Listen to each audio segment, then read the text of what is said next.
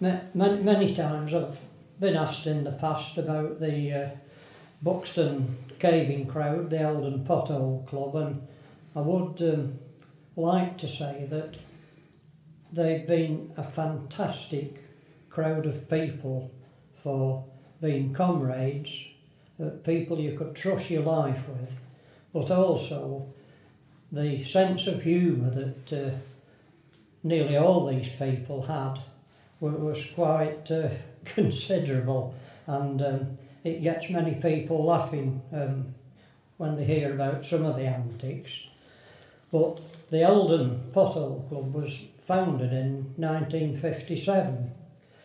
Caving was almost unheard of in this country at that time, and most of the cavers in the world came from France, who were extremely good, and there were many authors, book writers in France.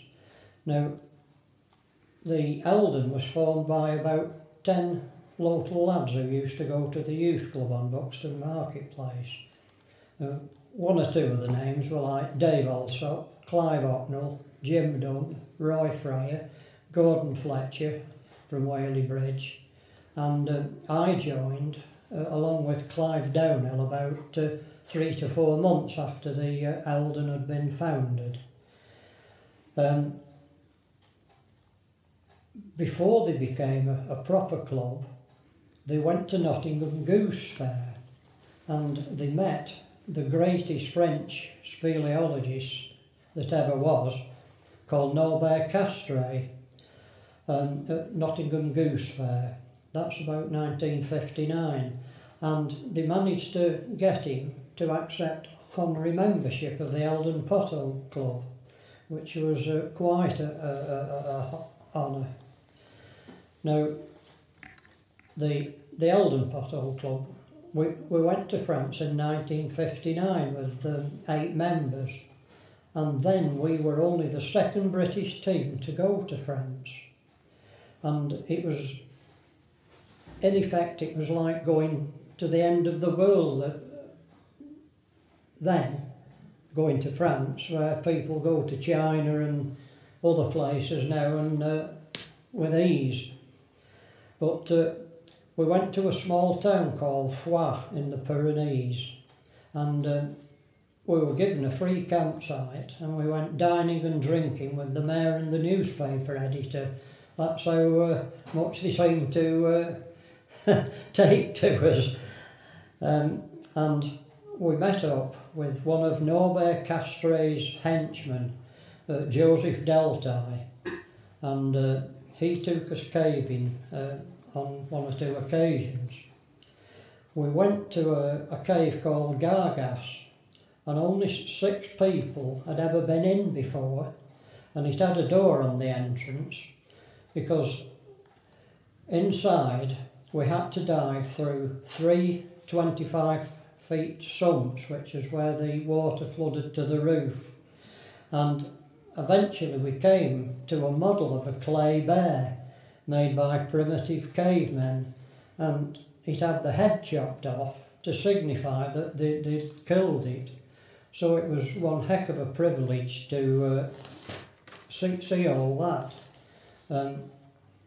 We then went to Norbert Castrais' chateau at Saint-Gaudens and saw his museum. We were then told to go to Cahors, to an international congress. All the famous French cavers and authors were there, and if you're religious, it was like meeting God. We all shook hands and exchanged time of day, and it was an incredible time to be in. A bit later on, we went to an international cave rescue congress at Cahors, not Cahors, a place in Belgium, and we went to try and learn about cave rescue, because we hadn't been going too long as Buxton Team C. But when we got there was only ourselves and the French knew anything about cave rescue. And it finished up, myself and Dave Alsop had to give a lecture to the more or less rest of the world on cave rescue. We were quite amazed and humbled by that. But we were given a Belgian caver to take us underground when we weren't at the Congress, and he took us down a pothole in Belgium. Well, that was quite an amusing trip. It wasn't desperate deep, probably about 300 or 400 feet. But we had with us at that time a lad called Roy Rogers. And Roy's nickname was Monty. Anyway, we went down the cave to the bottom, and we'd got a Romanian fellow with us.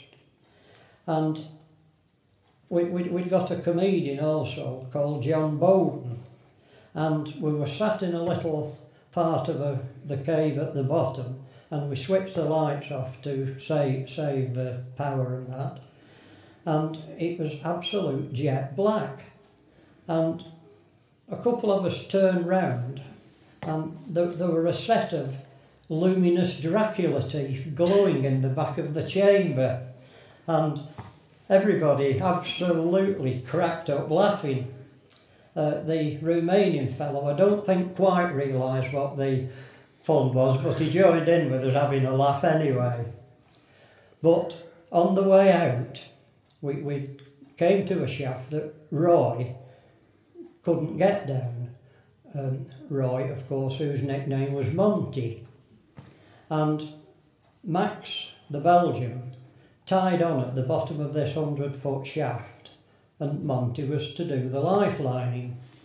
Well, the French for climbing is monter, and Max had tied on and shouted "Monter," and next minute there was a big bellow came from the top from Monty saying, "You what?"